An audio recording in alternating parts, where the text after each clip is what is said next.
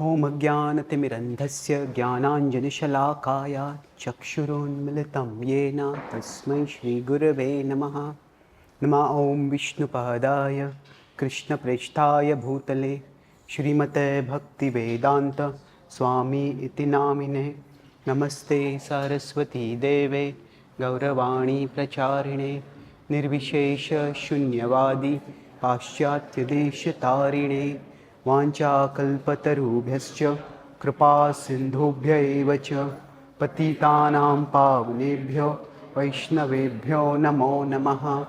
Jai Shri Krishna Chaitanya Prabhu Nityananda Shri Advaita Gadadhara Shrivasadi Gaura Bhakta Vrinda.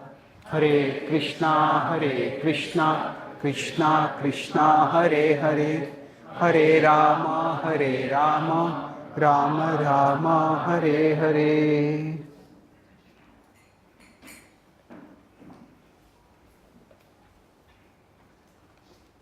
Hare Krishna. So welcome back to this third session on the Gita's devotional exchanges between Krishna and Arjuna. Krishna's moods in the Bhagavad Gita. So I talked about in the first two sessions, first 9 chapters, and then 10th, 12th chapter we went in detail to get a more intimate glimpse of how Krishna's personality and love comes out along with a description of his glories. And the 12th chapter ends with description that anybody who is practicing bhakti is extremely dear to Krishna. Bhaktaste tiva me priyaha. Now in the 13th chapter onwards, what is the last 6 chapters of the Bhagavad Gita about? Yeah, Jnana Yoga. More precisely, it is about how Jnana leads to Bhakti. The first 6 chapters were how Karma leads to Bhakti.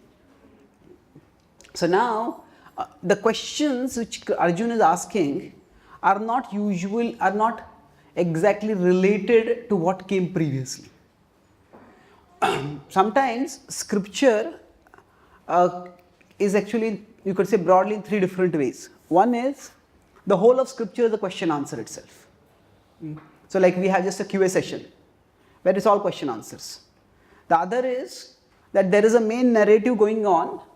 So if you consider the Bhagavatam, there are question answers going on, but then as from the second canto or middle half onwards, it's one main narrative starts. And there are some questions which come related to that narrative. But sometimes it is that, so there are 3 possibilities. One is that it's a class followed by a question answer. Second, it's fully a question answer session. And third is a class followed by a QA session in sequence. That means question A leads to question B. Question B leads to question C. Question C leads to question D. But another could be that, say if you have a class and different people ask different questions. So question A and question B may not have anything related with each other. And that same could apply also, even if it's one person asking questions. If say we know somebody is a scholar in the Chaitanya Charitamrita and we are at CC and we have a lot of questions. And then there is such a devotee comes and gives class and all the questions we have had, we ask them. So even if it's the same speaker asking questions, the questions are not necessarily related with the previous question. Sometimes question B might be related with question A, but question C might be something which the speaker has, which the hearer, questioner has heard about but wants to clarify. So the Bhagavad Gita's questions are more in this third category, where the previous question is not always related, the next question is not always related to the previous section or the previous question. Now one thing is that you can always draw links between one section and another section. So you could say that the question, chapter 12 and chapter 13, it has a link that when Krishna has talked about how personal devotion is far greater than impersonal devotion, or impersonal or worshipping the impersonal, then Arjuna has questions related with various terms that come in the Sankhya school of thought. So there are 6 systems of philosophy in India, And all these 6 culminate in Vedanta, as is described in Vedanta Sutra. So in the 13th chapter, when Arjuna is asking question, his questions are more general. So he asks about 6 terms.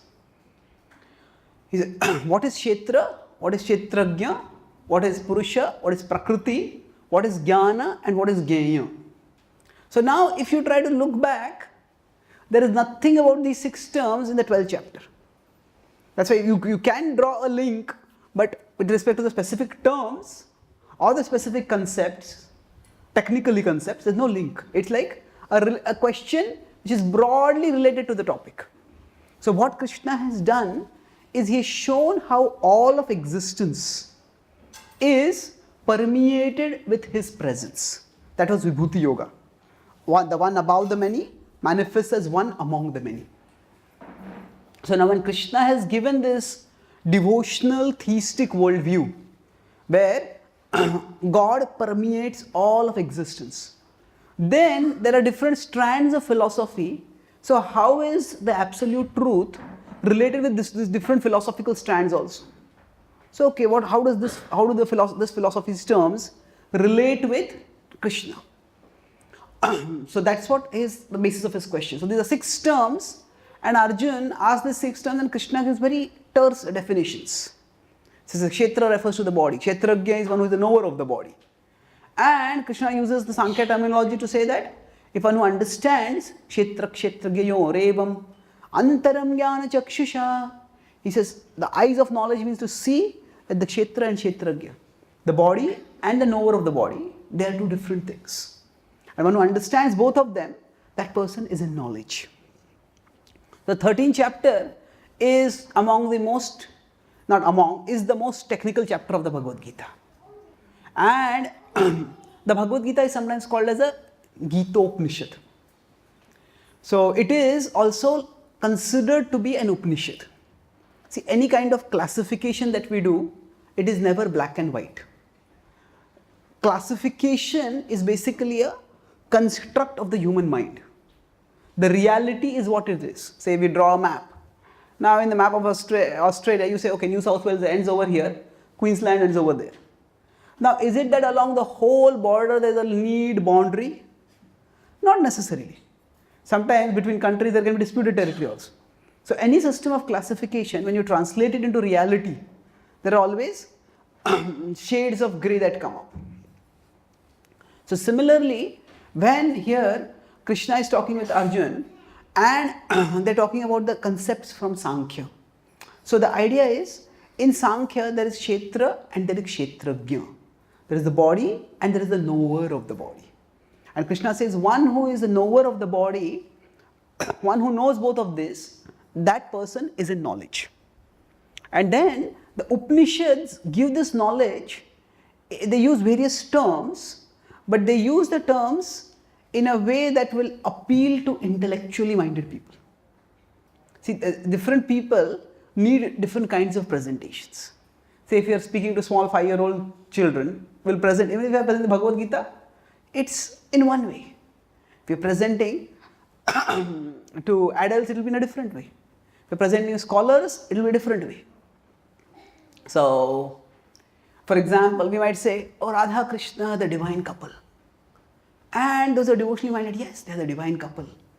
So now, if you have to present it to somebody who is very scholarly or academic, you will take Radha and Krishna embody the primordial masculine and feminine cosmological principles.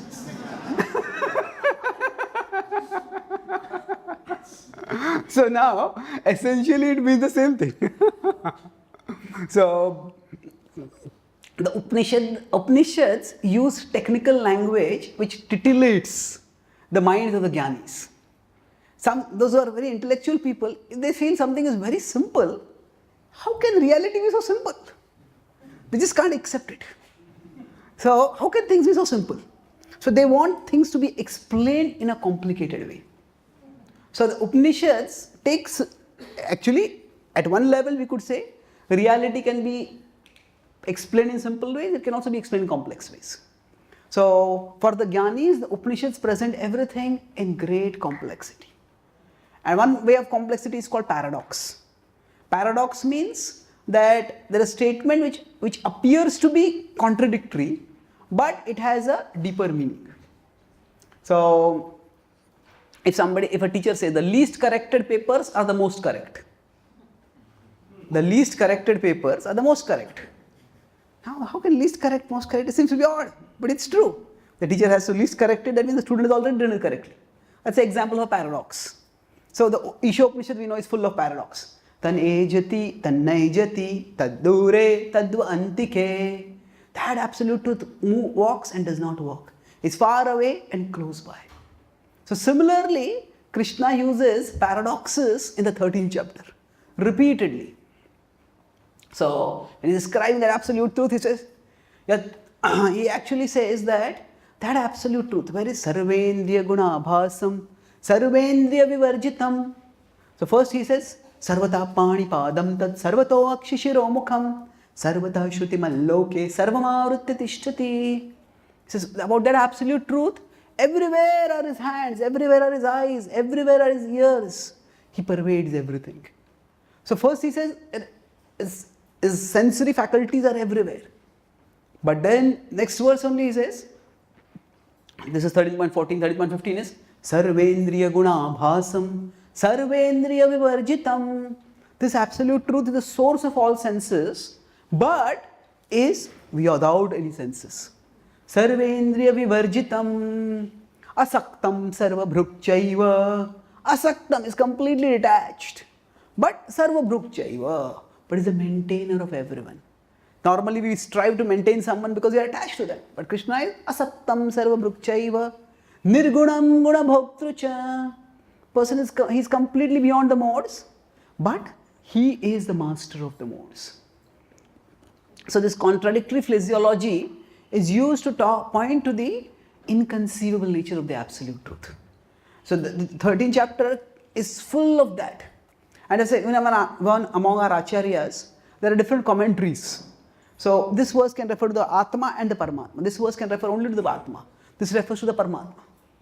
But while talking about this also, Krishna makes sure that he brings in bhakti over there. Mad bhakta etad vijnaya mad bhavayopapadyate.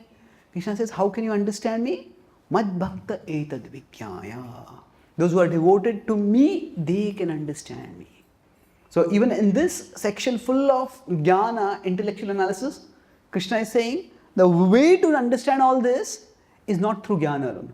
Mad bhakta etad vijnaya. By devotion to me, you can know me. So Krishna, there are diverse subjects which are touched in the Bhagavad Gita. But at the same time, there is a thread of consistency that is also maintained. And essentially, Arjun had this question, what is dharma? Pruchhami tvam dharma sammudachita. What is dharma? What am I meant to do? What is our duty? What is our purpose in life? And in one sense, the different paths answer this question in different ways. The karma path, karma yoga path says that, okay, work with detachment. Then you will not get entangled. Like that, different paths give different answers. Krishna is integrating all these answers within one framework. And the framework basically has two things. That whenever we want to do dharma, whenever we want to do any duty, basically there are two things over there. What is the sadhan and what is the sadhya? What is it that we want to achieve and how are we going to achieve it? So, in the Chatur Shloki itself, Krishna has made it clear what is the sadhya and what is the sadhan. Aham sarvasya prabho mattaha sarvam pravartya. I am the source of everything. Iti matva bhajante mam buddha bhava samanvidaha. That it is, those who understand it become devoted to me. And then Krishna, next three verses, so actually the first verse makes it clear what is the sadhya. The goal is Krishna himself. And the sadhan is bhakti. Because all the remaining three verses talk about the process of mercy, by which bhakti can be got. So if we keep this framework in mind, Krishna is using different frames of analysis. So the Bhagavad Gita's flow is like a spiral. Spiral means if you were having a spiral, it touches different points, but it's moving towards one point. So it's like a spiraling tunnel or a spiraling pathway where different things are being touched, but it's moving towards the one point. That one point is the conclusion that sadhan is bhakti, sadhya is Bhagwan Krishna. So here it says Mad Bhakta Etad Vijnaya. This is a very significant point. And there's one important thing over here. Krishna doesn't always speak in the mood that he is the absolute truth revealing reality. Like I said, in the 4th chapter, the first time he talked about how that I am God and I descend again and again. But his stress was on Karma Yoga. So that's why he immediately comes back to Karma Yoga. In the middle 6 chapters, the Mam comes very frequently because he's directly talking about Bhakti. So whenever Krishna is speaking about a particular path, more often than not, he speaks from the perspective of seekers of that path. So what does that mean? See, those who are on the Jnana path, those who are bhaktas, they will immediately accept Krishna as the absolute. But the Jnanis, they may not accept Krishna as absolute. So Krishna will reveal how he is the absolute, but Krishna does it gradually. And that's why there are many places when he is talking about the absolute truth as it is revealed to the seeker, he will refer to himself in the third person. So the first person is I, second person is you, third person is they. So Krishna will refer to the absolute truth in the third person. So Upadrashta Anumantacha Bharta Bhokta Maheshwara Paramatmeti Chapyokto Dehesmin Purusha Para. So he says, yes, actually in this body, first he said the soul is there and the soul is entangled in the body. But apart from that, there is another being, and that is the Supreme Being. That Supreme Being is the overseer and permitter. Now why doesn't Krishna say, I am that? Because the Jnanis will not accept this. So what Krishna does is, Krishna speaks from their perspective. Okay, don't thrust himself over there. Gradual evolution understanding. Yes, there is the body, there is the soul. And along with the soul, there is some Supreme Soul also. So when Krishna is speaking about the evolution of thought or evolution of realization from the perspective of the seekers, he refers to himself in the third person. It doesn't necessarily tell that I am that third person. It's like, I gave earlier the example of a doctor. Sometimes there might be a top surgeon of a hospital, but that person might be just in like overalls, some simple dress, and the patient who has come there, the client may not recognize this is the top surgeon. So then he just has to describe the process. Okay, you will go and then you will be tested by the technicians, and then the surgeon will consult and the surgeon will decide we'll do this surgery. So that time the surgeon might be he himself, but the surgeon will refer to himself in the third person. So Krishna does something like that over there. And 13th chapter ends with a very interesting analysis of what is called the section of Jnana Chakshu, where he says that actually one who sees beyond matter to spirit, that person is in knowledge. And then he says, Bhuta Prakriti Moksham Cha Ye Vidur Yanti Te Param. So moksha is liberation. We all should be liberated. So Jnanis are not interested in devotion. So speak in terms of their language. When Srila Prabhupada started the Bhaktivedanta Institute, he said, we want to present Krishna consciousness as a science, but present it in their language. So each time when we present something according to their conception, people can connect with it. So bhakti and prema and bhava, Jnanis are not interested in this. So Krishna uses terms like moksha. And then now the 13th chapter is the seed from which the remaining all chapters come about. So 13.22 is like the Bija Vakya. The Bija Vakya is the seed, or not Bija Vakya, you could say the Bija basically. It is the seed from which the remaining chapters are coming. 13.22 is Purusha Prakriti Sthohi Bhunkte Prakritijan Gunan Karanam Guna Sangosya Sadasad Yoni Janmasu. So he says, Purusha Prakriti Sthohi, the soul is caught in the body.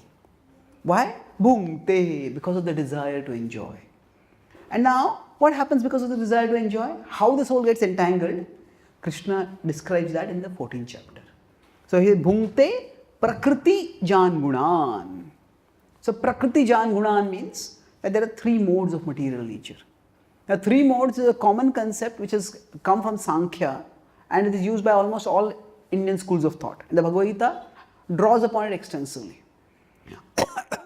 Now there are many terms which we all know, but in our own language we can think there are many terms which we use, but if somebody asks you, define it. Okay, how do you define it? Recently, just talking with one devotee. So, where was I? It was in Yoga Govardhan. So we were trying to fix something, it was not working. Then he said, let's do some jugad. So we did this jugad. There was an Australian devotee over there. He says, what is jugad? He said. So both of us started laughing. We all know what is jugad. How do you define jugad? We may not be able to get the definition immediately. So like that, there are some terms. Jugad is some work around, some way we can make arrangement wise to keep things moving. So like that, Krishna, everybody at that time knows the concept of the modes. But there's some times when you want to explain it technically. So the 14th chapter is where, because Jnana section is about analysis, so Krishna explains the modes analytically. He's already talked about the modes many times throughout the Gita. But in the Jnana, the whole idea is analysis. So explain terms systematically. One of my friends is a dictionary writer. So he said that there are always new words which keep coming up. And then many of these, he works with the Webster's Dictionary in America. So he said that when they have to decide whether they have to take one word, a new word, and admit it in the dictionary or not, they have like a panel of 100 experts who consult and they all give their opinions. Should this word be included or not? And after they finalize, then after that, they have another poll to decide how do you define the word. And he showed me that issue, he shared with me that they had a shared word document. So it's like a 15-word meaning of the word. And on that word document, they had like 5,000 edits of that word. Okay, we put two or this. So when we have to define words, it is a very technical work. So definition is not very easy. So Krishna is defining the three modes over here. And that's why this 14th chapter, although it leads from 13th and it's not that technical, but still it is somewhat technical. Now what are these three modes exactly? As I said, the idea is bhakti is, by bhakti we will all get purified. So just like somebody goes to a doctor and the doctor gives the medicine, you take the medicine and get cured. But some people are very inquisitive. Doctor, tell me, how will this medicine work? Okay, you take this and this will go inside your belly, and from there, say if you got stomach upset, I said this belly will act as an antacid, and that's how it goes. Oh, okay. Now, if some surgery is to be done, now if you have to explain that, it will take much more explanation. So if somebody doesn't understand the philosophical analysis of the 13th, 14th chapters especially, if they just practice bhakti, that is good enough. Like take the medicine, it will work. But if we understand how the medicine works, that may increase our conviction to take the medicine. So the 14th chapter gives an analysis of the three modes. And after analyzing the three modes, what do? Then, after Krishna says, it's elaborate analysis, which again I will not go much into, but there are a few interesting points that first Krishna says that there are three modes which bind all of us. Then he gives a broad characteristic of the three modes in an analytical sense. Then he talks about how there is a tug of war between the three modes. And then we feel pulled. Sometimes we want to do this, sometimes we want to do that. Sometimes we feel, I should just sit down peacefully and study. Our mind is such that, say, if we are having a lot of services to do, mind says, actually you're not getting any time to study Shastra only. If you don't study Shastra, how will you grow spiritually? And then you have a lot of time to study Shastra, and mind says, actually bhakti is about seva, you know. What are you doing by studying Shastra? Do some seva.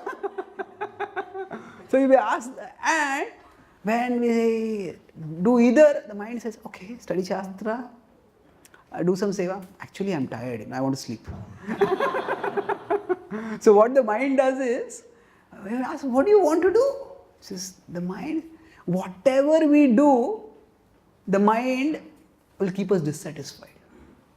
Even if we go to paradise, the mind will say, yes, but... So, we have to consciously just focus on what we need to do at that time. So these three modes, they create different kinds of thought patterns within us. Sometimes we feel like being reflective, thoughtful. Sometimes we feel like doing hyperactivity. And sometimes we just feel like,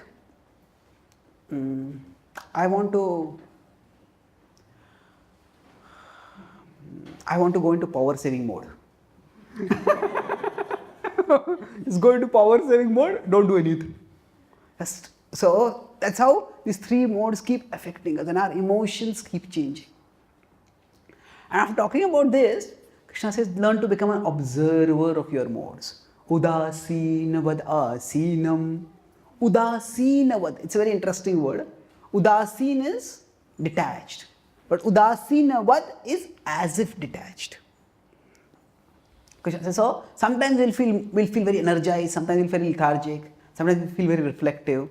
These will come, these will go. Krishna says, just observe them as if detached. So, udasinavad, our acharyas have given many commentaries on this. It is not exactly detached, but like detached. Be seated as if detached. So, to understand this, we can say there are two words in English. There is disinterested and there is uninterested. Does anyone know what is the difference between these two words? Or you are not interested?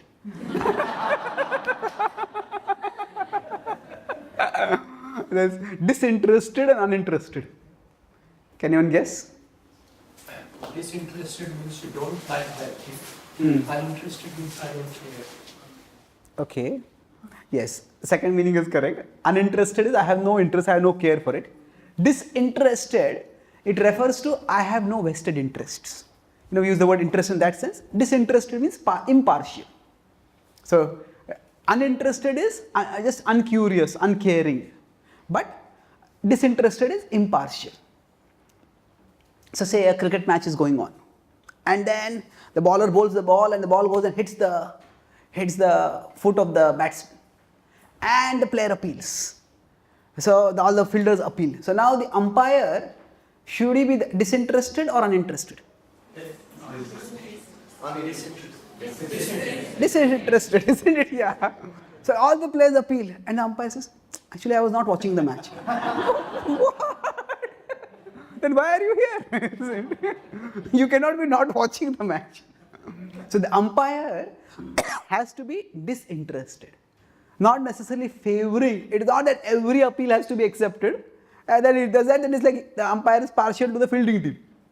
If the umpire rejects every appeal, that's also not fair. That's like being partial to the batting team. So the umpire has to evaluate each appeal on merit. So this udasinavad means we need to be disinterested, not uninterested. Various thoughts, desires, emotions will come up within us. And then when they come up, we can't neglect all of them, but we can't accept all of them also. So sometimes we just feel it's too hot, sometimes we feel it's too cold. So now, sometimes the heat might be manageable, so I'm feeling hot, okay, I can tolerate it. I'm feeling too hot, okay, maybe I'll move under the fan, maybe I'll ask someone to increase the fan. So we evaluate on merit. So now for practical actions we often do it, but Krishna says, do this for your desires also. So I feel like eating more. Should I eat more? Should I not eat more? So evaluate on merit. Yeah, actually I'm quite hungry. Let me take something more. I have eaten enough. I don't think I should eat more. So evaluate on merit. So udasinavadasinam. This is the way Krishna says that you should learn to observe and then you will not be affected by the modes. And then, see, the jnani is, if you just, like a person who is very analytical, intellectual, if you just give them the prescription that, okay, take this medicine, you'll get cured, they'll not be satisfied with that. Tell me the process. Okay, this is the disease, this is the infection, just come over here. If you can get the antibiotic over here, then it will cure you. And there are 3 ways to get the antibiotic. You can take a pill, we can give you a dose, or we can give you a saline. And these are advantages and disadvantages. And now when the doctor already knows which is the best treatment for that patient. Now for that patient in that condition, because this maybe it's acute infection, so maybe they need a saline. But if the doctor tells, give this, we'll take the saline. Oh no, but why not this? Why not this? So the doctor will explain all of them in an objective way, and the patient will say, oh, I think saline is the best, isn't it? Yes, saline is the best. So what Krishna is doing is, Krishna in this Jnana section is not giving prescription. He will do it at the end. But throughout, he is giving description. Description of how the process works. And then at the end, when he gives prescription, it makes sense. So there's one way to transcend the modes is just become an observer. Look at all your emotions, evaluate them on merit. But after giving this process, which the Jnanis will like, then Krishna says, Mam chayo vibhicharena bhakti yogena sevate sagunan samatityaitan brahma bhuyaya kalpate. He says, you practice my bhakti. Just become focused in serving me. Serve me in an unflinching way. If you do this, then you can transcend the modes. That means a devotee doesn't focus, okay, this emotion is good, this emotion is bad. A devotee's focus is more on how best can I serve Krishna. If this emotion, this desire is unfavorable to my service to Krishna, okay, let me put it aside. So, in a sense, devotional thinking is not negative thinking, it is not positive thinking. It is purposeful thinking. We think purposefully, how best can I serve Krishna? And sometimes we have to think negative. If we think this world is a very enjoyable place, no, there's a lot of distress in this world, so it's temporary. Think negative. Oh, this is Kali Yuga, there's so much impurities over here. No, but the Lord is very merciful. The holy name is very powerful. We think positive. So a devotee is not attached to either negative thinking or positive thinking. A devotee is attached to purposeful thinking. How best can I serve Krishna? Now, many times people ask, don't see the glass, is this glass of water half full or half empty?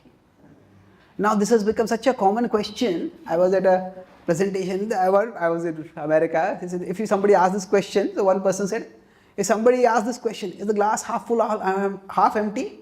I only feel like looking how much water is there, can I pour it in their face? It has become like a trope, an old-fashioned thinking. So a devotee is not so much concerned. Why bother whether the glass is half empty or half full if you can drink from either? Isn't it? The point is to drink the water. So for a devotee, the important thing is to serve Krishna. So mam chayo avyabhicharena bhakti yogena sevate. So sometimes our emotions will be favorable and we'll feel like serving Krishna a lot. Sometimes the emotions will not be very favorable and we won't feel like serving Krishna. But the important thing is, Krishna says, just focus on my service. If you feel like it, wonderful. If you don't feel like it, still keep persevering. When we do that, gradually we'll transcend the feelings. So a devotee doesn't focus so much on evaluating the feelings. Devotee focuses more on engaging in Krishna's service. And interestingly, here Krishna doesn't say that by my devotional service you will attain me. He says you will attain Brahman. Brahma bhuyaya kalpate. Why? Because Krishna is speaking from the perspective of the Jnanis. The Jnanis are not ready to accept that Krishna is the Absolute. So their goal is to attain Brahman. So okay, Krishna says you will attain Brahman. Now it's like, okay, you will attain Brahman, but there's something beyond Brahman also. Krishna will come to that later. But at this stage, see, many times we have to give people what they think they need before we can give them what they need. We have to give people what they think they need before we can give them what they need. So Jnanis are only interested in Brahman. Oh, by bhakti you can attain Brahman. Oh, okay. Then I can do bhakti also. So Krishna talks about Brahman over here.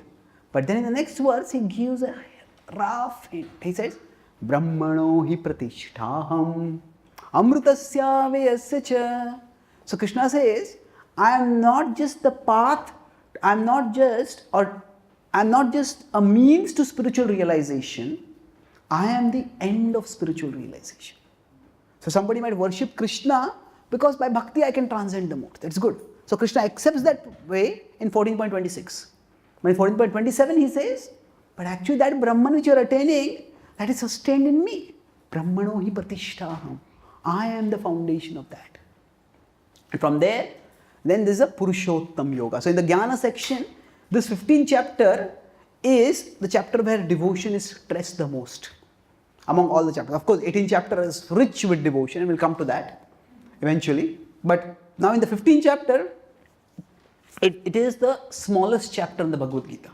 The 12th and the 15th are the smallest. Both of them have just 20 verses. I remember that because when my school days I had to memorize Bhagavad Gita, and naturally, like everyone else, I was also lazy. So I found which is the shortest chapter to memorize. So 15th chapter was 15th and 12th were there. So 15th chapter was the easiest to memorize. So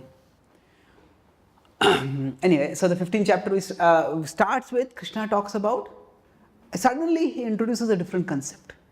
You'll see that what is happening in the 14th chapter, after the 9th chapter, after the 10th chapter, Chatushloki Bhagavad Gita, it's more like a general clarification of various concepts in philosophy. So it's not necessarily a specific discussion. Till the 10th chapter, by the 10th chapter, the Bhagavad Gita is over. So it's like the organized class is over, and then after that, there are discussions going on.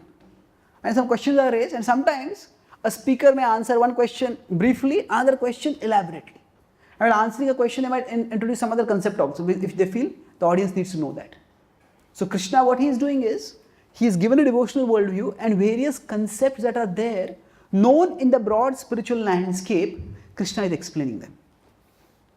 So in the Upanishads, there is this concept of an upside down tree. And Krishna takes that conception and explains it in a devotional context, just like he did for the Moors, just like he did for the Kshetra, all that. So he's explaining that in a devotional context. So, Urdhva Moola Madha Shakham. So this is the verse which states that actually there's an upside down tree. And its roots are upwards, its seeds are downwards.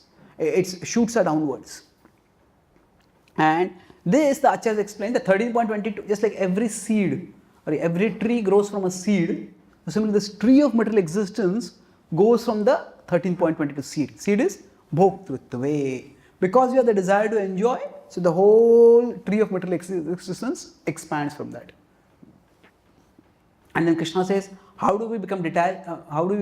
We are entangled in the tree. So there are some trees which are carnivorous. You might have heard about in African forest, they are there. You go near the tree's branch will come out, shoot will come out and consume you. So now the tree of material existence is also something like that. It consumes us. It doesn't consume the soul, but it consumes us in the sense of entangles, it catches us. So we get caught in this tree of material existence. And how do we get out? Asanga shastrena drudhena chitva. Krishna says, with the acts of detachment.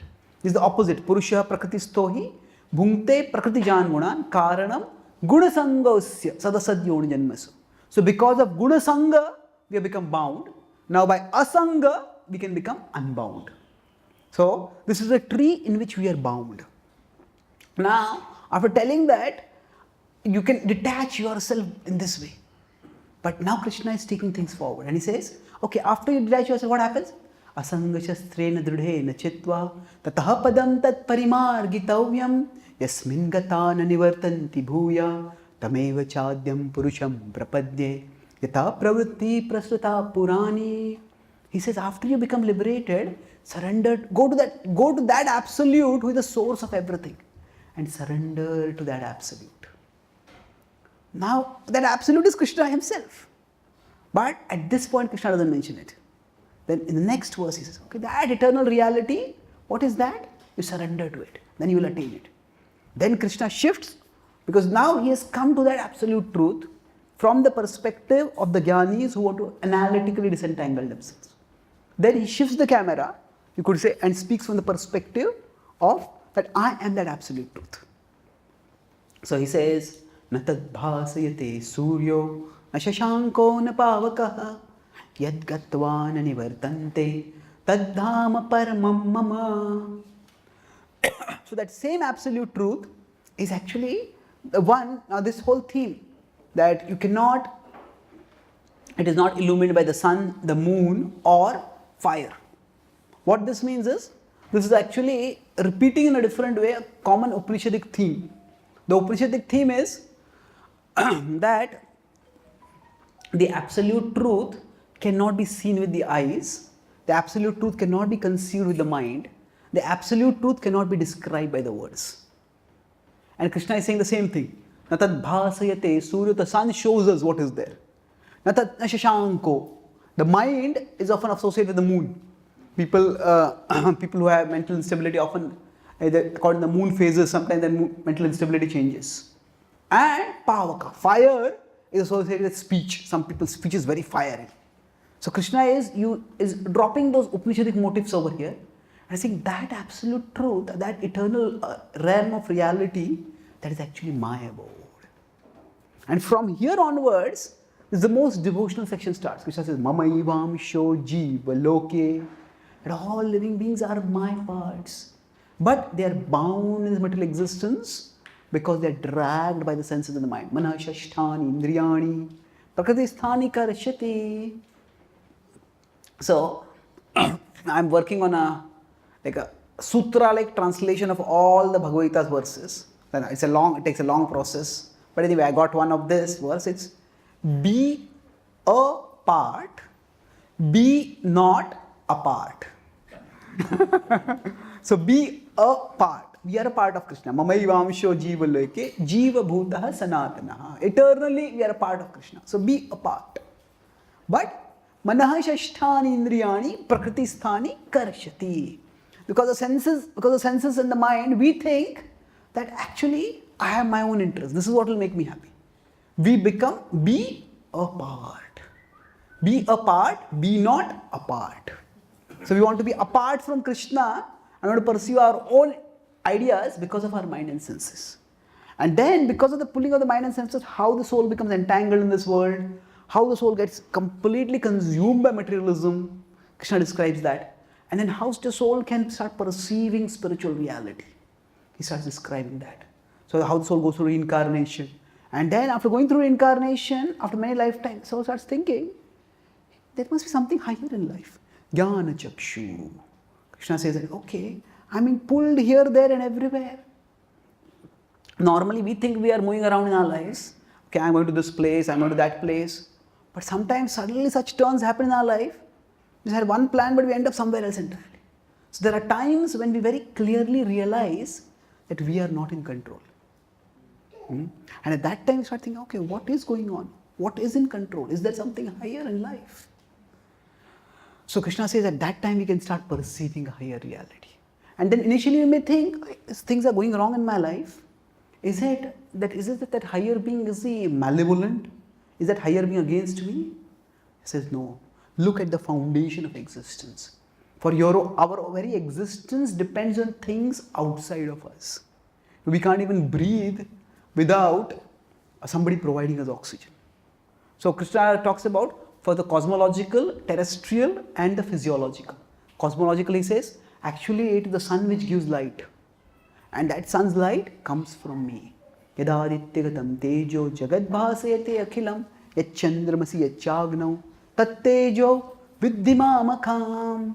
The sun, the moon, the fire, their light comes from me. Now these are vital for our existence. Now it's interesting, these three are the same what Krishna has talked about in 15.6. Natad bhasayate suryo na shashanko na pavakaha. So those, the sun, moon and fire are not required to illumine the spiritual world because it is self-luminous. But they are required in this world. And Krishna says it is I who provide them. Then he says, actually you need food to eat. It is I who actually produce the food. I who provide the atmospheric environment by which the food can be produced. And not only that, Krishna says, I digest the food. Now what does he mean I digest the food? We say, we digest. Actually we simply eat. We don't know how the food digests. The only time we think of the digestion is when it doesn't work. Isn't it? So Krishna says, actually I am digesting the food. Aham vaishvanaro bhutva. And then Krishna says, not only that, even for our operation in the world, we need knowledge, we need to remember some things and we need to forget some things. So that capacity, somebody has spoken very harshly to us. We need to forget that and move on in life. Some important facts we have to study and memorize, we need to remember that. So whatever is required for our operation, Krishna says, I provide you that. And in this way, Krishna says how he is maintaining us.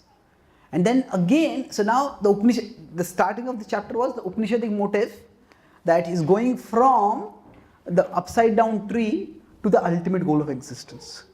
And then Krishna says the same thing is talked about in Vedanta. There is the Atma and there is the Paramatma. And Krishna says, I am the source of the Paramatma also. So some acharyas call this 15.16 to 18 as a Tri-Shloki Bhagavad Gita. It's like the Chatur Shloki, 3 Shloki, 3 verses which describe the nature of Brahman, Paramatma and Bhagwan. Or Atma, Paramatma and Bhagwan. And then Krishna says, one who understands me as the ultimate reality, Yo mameva sammudho janati purushottamam sasarvavid bhajati mam sarva bhaven bharata. It's a person wholeheartedly devotes themselves to me. So this is the 15th chapter which talks about, uses Upanishadic terminology but now comes directly to Krishna. Now the 16th chapter goes into another detail. What is the detail over here? There's the upside down tree.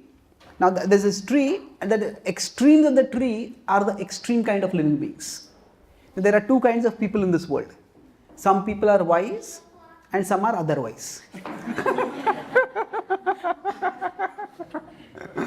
So Krishna says there are the Daivi and the Asuri, the divine and the demoniac natures. And then he describes the psychology, describes especially their mentality, elaborately of the demoniac people. And then he talks about how even the demoniac people can be regulated, can be saved. There are many places in the Bhagavad Gita where Krishna uses non-literal language. So, for example, Krishna says, Trividham narkasyedam dwaram nashanam. Now, nasha means destruction. And one of the first characteristics of the Atma is Avinashi tu tadviddhi. So the Atma is Avinashi, then how can the Atma's Nash take place? So here Nash is not talking about in literal sense, it is in the non-literal sense. It is the spiritual inclination, the spirituality of the soul is destroyed. The spiritual inclination is completely lost. But how does one protect oneself? Krishna says, by following Shastra. Tasmat Shastram Pramanante. That follow Shastra and then you can become elevated. Now this is a very important verse because Shastra is not uniform. Shastra is not even multiform. Shastra is omniform.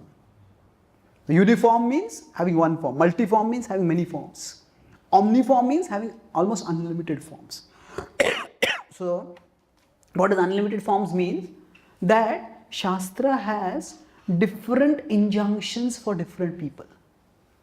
Because not everybody is at the same level.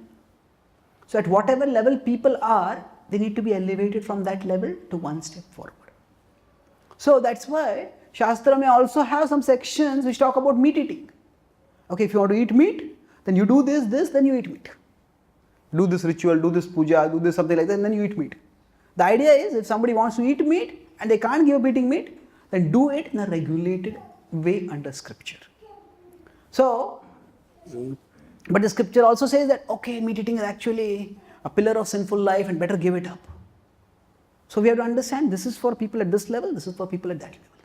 So like a parent has 2 children and one of them just barely passes and gets 40% marks. The other always does very well, gets very high marks, so get 80% marks. And now today both of them have come with their results. And both of them have got 60%. Now the father, the 40% get, Shabash, well done. And the other, Badmash, what have you done?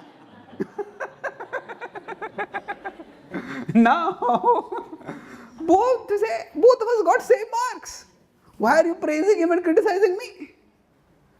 It's because your level is different. So, for a person who gets 40%, 60% is praiseworthy higher up. For a person who's 80%, 60% is downwards. So better avoid that. It should not be done. So similarly, Shastra gives injunctions for Daivi Prakriti and for Asuri Prakriti. So for those who are demons, they cannot follow the same strict rules which are there for the devoted. They also have their own codes, and by following those, they will get elevated. So Shastra is omniform. And that's why we can't just look at Shastra and say, this is there in Shastra, that is there in Shastra, that is there in Shastra. We have to look, we also need the living tradition. We need the teachers who can tell us which part of Shastra is relevant for whom. So then, it's like there are many medicines, the doctor is required to tell us which medicine is best for us. Shastra is a praman, but we cannot just read Shastra ourselves, we need it to understand it from a guru. So, this 16th chapter says Shastra is a regulator and elevator for the ungodly as well as the godly. Now again, the 17th chapter is also a discussion of broad concepts. In the Vedic context, there are 3 activities which are considered very important for a pious life. So the 16th chapter talked about the godly and the ungodly, the divine and demoniac. And Krishna said, if you follow Shastra, then you get elevated. But Krishna says now, Arjuna asks, what if somebody doesn't follow Shastra but has some kind of Shraddha? Yah Shastra vidhi mudrujya vartate shraddhaya anvita tesham nishtha ka Krishna sattamaho rajastamaha. That which is how do we understand those who they're not following Shastra, but they're not godly. They're not like godless, materialistic, atheistic. So Krishna says, then look at the framework of the 3 modes. Try to see them from the 3 modes and look at where they fall. And then we can apply the 3 modes for many different things. But broadly he says, Yajna, Dana, Tapa. These are 3 broad activities which are meant to harmonize us with our nature or with the world we live in. See, broadly speaking, we live in 3 circles. The soul is in one circle, is the circle of the body and mind. That is the Adi Atmic circle. Then we live in a particular society. That is the Adi Bhautik circle. And then there is the circle of nature, of the environment. That is the Adi Daivik circle. And we can get actually klesha from all these 3. You can get Adi Bhautik, Adi Atmic, Adi Bhautik, Adi Daivik klesha. And in many religious ceremonies, they conclude it at the end with Om Shanti, Shanti, Shanti. It's 3 times Shanti. Why? Because of these 3 kleshas. Om Adi Adhyatmik Klesh Shanti, Om Adi Bhautik Klesh Shanti, Om Adi Daivik Klesh Shanti. Let there be peace, let there be peace. So these 3 activities, Yajna, Dana, Tapa, are meant to harmonize us with our 3 circles. We live within the body. So the body we regulate by austerity, by doing tapa. So fasting and various kinds of austerities are there for the body.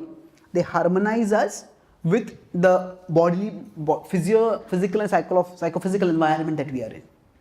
Then dana is what we do to harmonize with the social circle. There are give and take interactions with the social circle. We do something for people, people do something for us. That is just operational. So with the body also, we take food and then we give the body food and we do work with it. But sometimes just don't, just sacrifice. Sacrifice is fast. Similarly, there are normal functional business interactions, but sometimes without any gain for yourself, sacrifice something. That is how we repay our debt to the social circle, dana. And then yajna is to the cosmic circle. Through yajna, nature is filled with devatas and you need to satisfy those devatas. So Krishna says that look at the yajna dana tapa, what kind of yajna dana tapa people are doing, and based on that you can understand. Look at their overall lifestyle, what kind of food they eat, what kind of lifestyle they have, what kind of charity they give. Based on that you can understand what level of consciousness they are in. And then Krishna talks about this Upanishadic concept of Om Tat Sat. And he explains that again in a devotional context. So after this, the 18th chapter is like a summary of the whole Gita. The Gita's first and last chapters spoken by Krishna. The first chapter where Krishna speaks is the second chapter primarily. The first and the last chapters are the longest. This is, first chapter is 72 verses, and the last is 78 verses. So now in this last chapter, Arjun asks once again in a summary sense, okay, what is sannyasa and what is tyaga?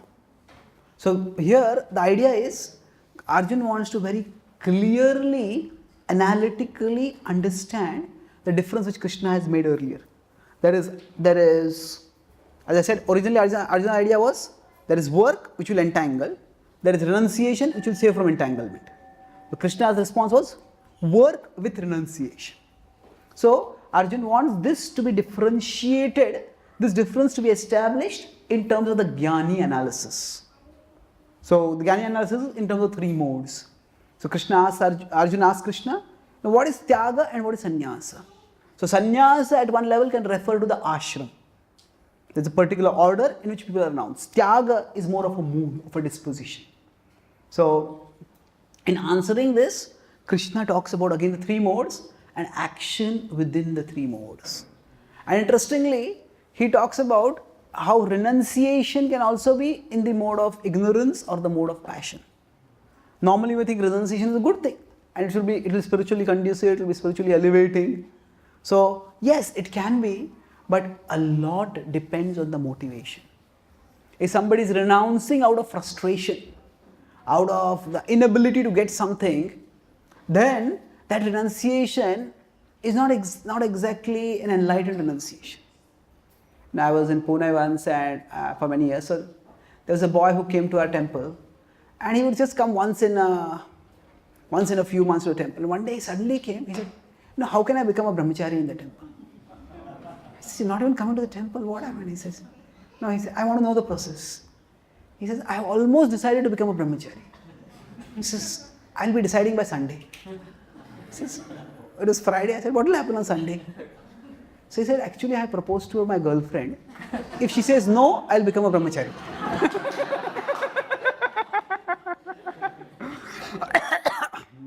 Now, rejection in some material relationship is not a qualification for renunciation. There has to be positive attraction to Krishna, positive dedication to Krishna. So if somebody just runs away from material life because it is too troublesome, that Krishna says is not renunciation that is conducive. Naiva tyaga phalam labhet. This will not lead to any positive fruit. So Krishna doesn't just look at external actions. From the external action point of view, Arjun might feel fighting in a war is so bad, I'm killing people. Sitting in a jungle, meditating on the absolute, or just doing some higher meditation, that will be more spiritual. Krishna says just don't look at externals. Look at what is the inner intentions. And based on that, you understand. So, in the 18th chapter, Krishna uses the Sankhya frame of analysis, which he has developed in the previous chapters, and he applies it to an analysis of how action entangles and how it can liberate.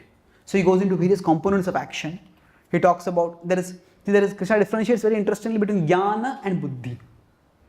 Jnana refers to, you could say, we take in information from the outer world. What is the way in which we perceive the world? That is jnana. And buddhi is how we act in the world. So buddhi is referred to functional intelligence. We have karmendriya and we have jnanendriya. So Krishna talks about how we use the jnanendriya to take in information, that is talks about as jnana. And how we regulate our senses to act in the world within the light of knowledge, that is buddhi. And then he talks about jnanam karma cha karta cha tridhaiva gunabedata prochate gunasankhyane. So he says that I talks about jnana, karma and karta. Then he talks about buddhi, dhruti and sukha. And that with sukha, we are all looking for happiness. Krishna talks about happiness and goodness, passion and ignorance. And there's a beautiful phrase over there. He's talking about abhyasa dramate yatra dukkhantam cha nigacchati. He says abhyasa is practice. By practice, ramate yatra. By practice, you will start delighting in that happiness which will lead to dukkhantam cha nigacchati. There are different kinds of happiness. Some happiness is actually the way to distress. Some people indulge in some pleasures, but they lead to trouble. But there is a higher happiness which will not lead to trouble, but which will lead to the end of all trouble. But that happiness, you have to develop a taste for it. And that comes with practice. So Krishna is talking about spiritual happiness over there. And then after that, Krishna talks about Varnashram in terms of, now why Varnashram? Because again, Krishna is talking about the world in the three modes. So there are different Varnas in different modes. And gradually, the Karma Yogi will do the karma and then move towards Bhakti. So now there also he talks about karma in the mood of Bhakti. So, Swakarmana tam abhyarcha, siddhim vindati manava, swakarmana tam abhyarcha. It says work in a mood of worship or worship him through your work. That's the technical exact. Swakarmana tam abhyarcha. Now some people translate this as work is worship. Now if work is worship, then that is good as an ethical principle. That everybody, whatever work they are doing, there should be dignity of labor. People should be respected for whatever work they do. That is fine. But work is worship is an ethical principle, not a philosophical principle. If work is worship were a philosophical principle, then the donkey would become the greatest worshipper. Isn't it? So Krishna is not saying work is worship. Krishna is saying work in a mood of worship. Work as worship. You have to infuse your consciousness with the worship. Infuse your work with a worshipful consciousness. It's not automatically that work is worship. And so here he talks about Karma Yoga, then he goes to Jnana Yoga, and then from Jnana Yoga he comes to Bhakti Yoga. So now this is a long journey in the 18th chapter. It's the same path, the gradual analytical step by step forward. It starts from 18.1 and goes to 18.55. 18.55 is Bhaktya mam vijanati yavanyaschasmi tattvataha.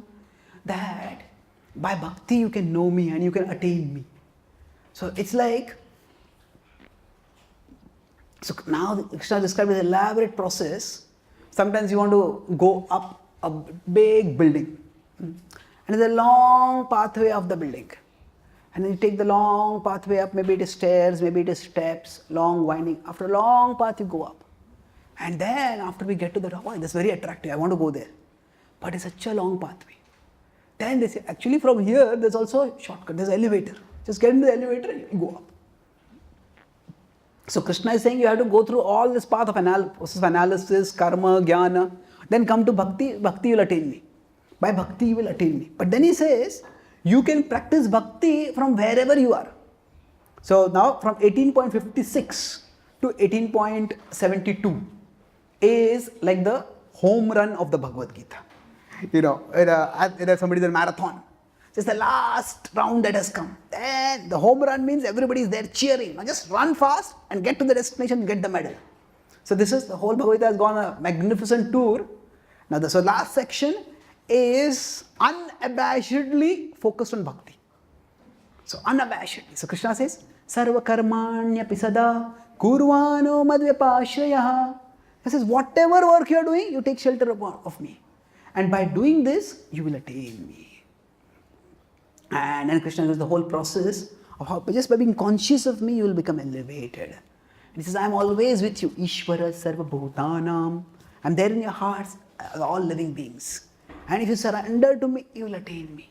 But here, Krishna is still not given a rhetorical instruction, or rather, not given categorical instruction. Do this. Then 18.63 concludes and he says, Sarva guhyat iti te jnanam akyatam guhyat guhyataram maya vimrishyaitada sheshena yathechitita kuru. He says, now that I have spoken all this, now you deliberate and decide what you want to do. So now, it's like a sudden class is going, imagine the class is going on, and at the end of the class, suddenly the class ends and says, okay, now what do you want to do? Do you want to become devotees or not? Hey, this is too big a decision, I can't take it, let me think. So suddenly the whole owner shifts and Arjun becomes lost in deep thought. Okay, Krishna said this in the 3rd chapter, that is in the 5th chapter. Of course, at that time the Bhagavad Gita is not divided into chapters. It's a normal flowing discussion. But Krishna said that over there, Krishna said that over there, Krishna said that over there. And as Arjun becomes deeply lost in thought, Krishna's heart overflows with compassion.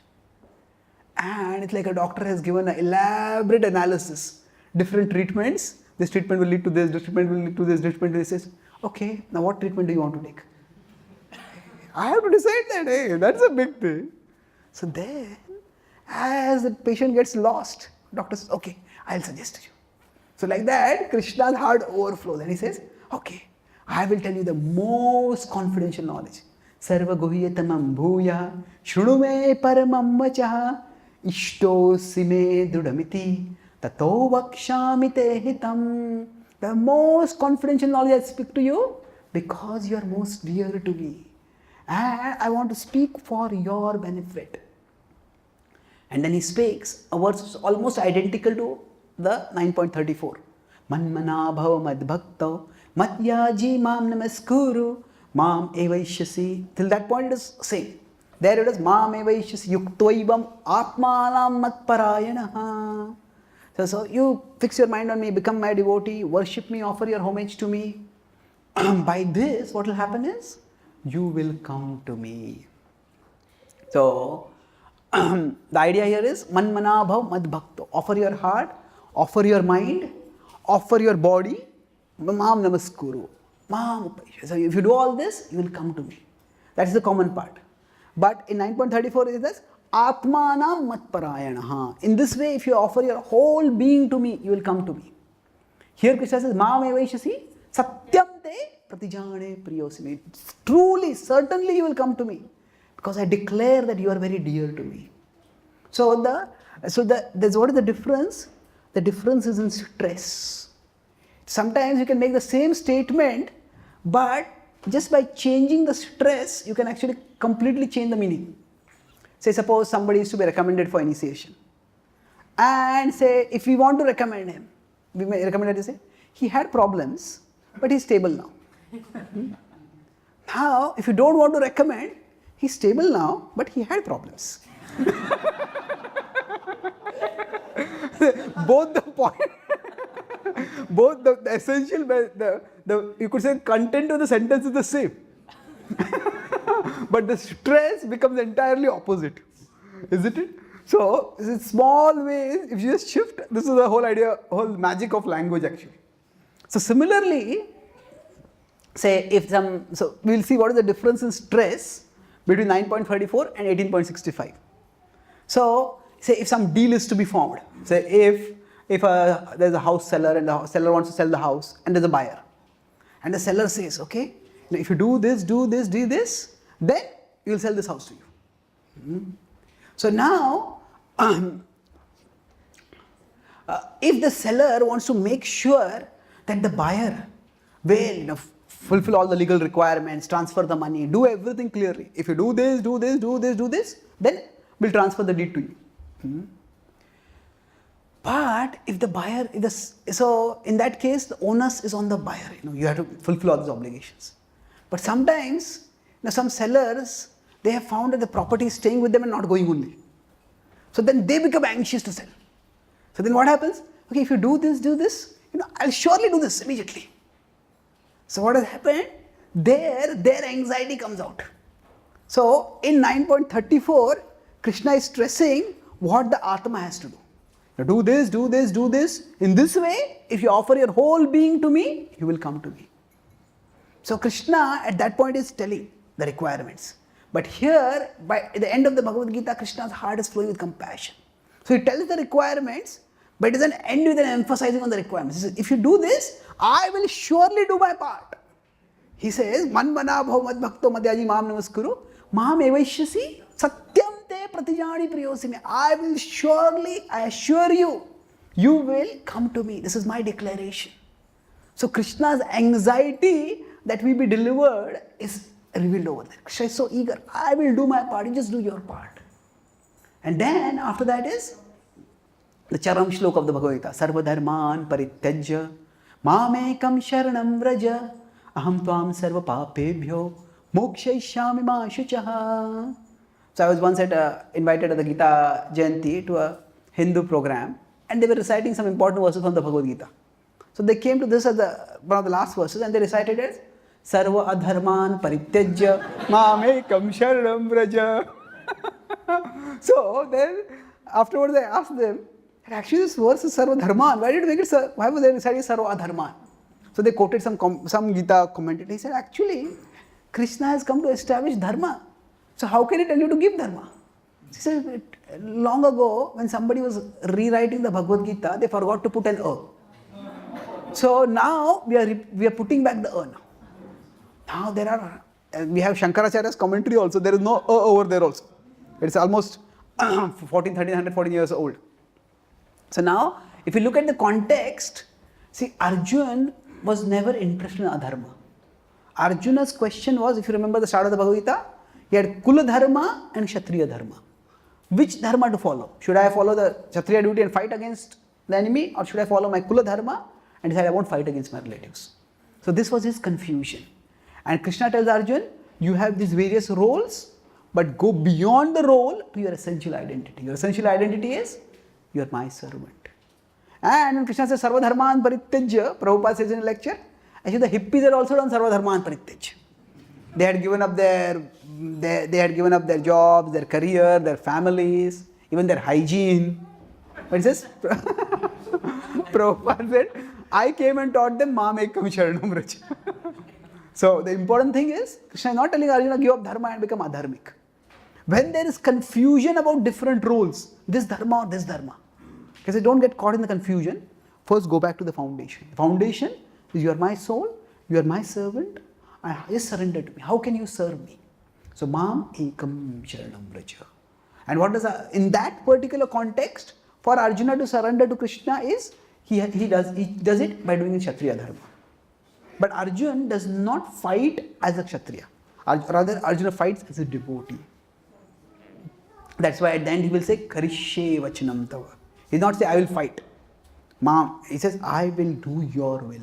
So Arjuna's consciousness, you remember I said that a devotee may fight with someone, but devotee is not against anyone. Fight against someone, but devotee is not against anyone. So Arjuna's stress is not, I want to fight. He says, I am going to do your will. So Mam Ekam Sharanam Vraja. And here Krishna assures, Aham Tvam Sarva Papebhyo Mokshayishami. I will free you from all sinful reactions. Now in the 7th chapter, towards the end in 728, Krishna has said that actually to practice bhakti, Ichha Desha Samutne, Yesham tu Antagatam Papam, Jananam Punya Karmanam, Te Dvandva Moha Nirmukta, Bhajante Mam Drudhavrataha. That those who become free from sinful reactions, perform piety, they can practice my bhakti. So now, Krishna is saying something different over here. Even if there is some sin, just come to me. So it's like, say, a mother is training a child, say, in basic hygiene. Say maybe the mother is giving potty training to the child. And the child again soils the clothes. The mother may say, unless you clean yourself, don't come to me. So Krishna is like that, Yesham tu antagatam papam jananam punya karma. Purify yourself, then come to me. But if the child says, I'm helpless, I don't know how to clean myself, mother will say, come, I'll clean you. So Krishna is like that. Aham tvam sarva papebhyo mokshayishami ma shuchaha. No matter you're pure or impure, just come to me, I will purify you. And then, this is the conclusion. And after that starts the Phalashruti. So Krishna says, first thing he says is, don't share this knowledge with those who are not austere, those who are not having a service attitude, those who don't have faith, and most especially, don't share it with those who are envious. Now why is that? It is not that Krishna wants to hide that knowledge. Say if a parent has a huge amount of wealth, which is meant for their children, but if the child is carelessly squandering even the small pocket money that they have, then the father may not even tell that I have got this big treasure. Why? Because they will squander that also. The treasure is meant for the child only. But the treasure is given when the child is mature and grown up. So those who are envious of Krishna, if they hear about Krishna's glories, they hear about the glory of bhakti, they will only become more envious. So Krishna says, don't tell it right now to them. So we can tell basic spiritual knowledge. But not this confidential knowledge about pure love for Krishna. And then he gives the Phalashruti. You remember I talked about that ladder of love in the 12th chapter. If you can't do this, do this. So similarly, there's another ladder of love over here.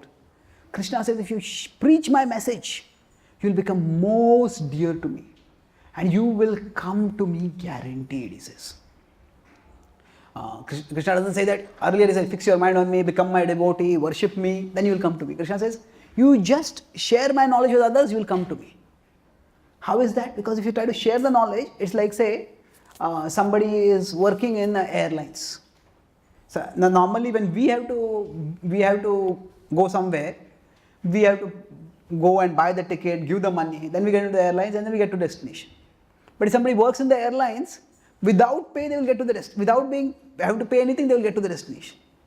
So those who share Krishna's message are like that. He says, if you try to fly others to the destination, you will automatically get to the destination yourself. So this is the first thing Krishna says, you preach. And somebody may say, actually preaching, it's very difficult. I can't do that. So Krishna says, okay, if you can't do that, you study. Adhishyate cha yaimam dharmyam samvadamavayo jnana yagyena tenaham ishtasyamiti me matihi. So it's like somebody has fallen in a well and somebody from outside throws a rope. And he says, catch the rope, I'll pull you out. Oh, actually I can't catch the rope. My hands are very paining a lot. It's very difficult to hold on to the rope. Okay, then that person, what he does is, takes the rope out, makes the rope into a lasso, ties a rope at all, just put it around your waist. You don't have to strain, I'll pull you out. So Krishna first says, preach your message. If you can't preach the message, it's one more level lower is, you just study the message.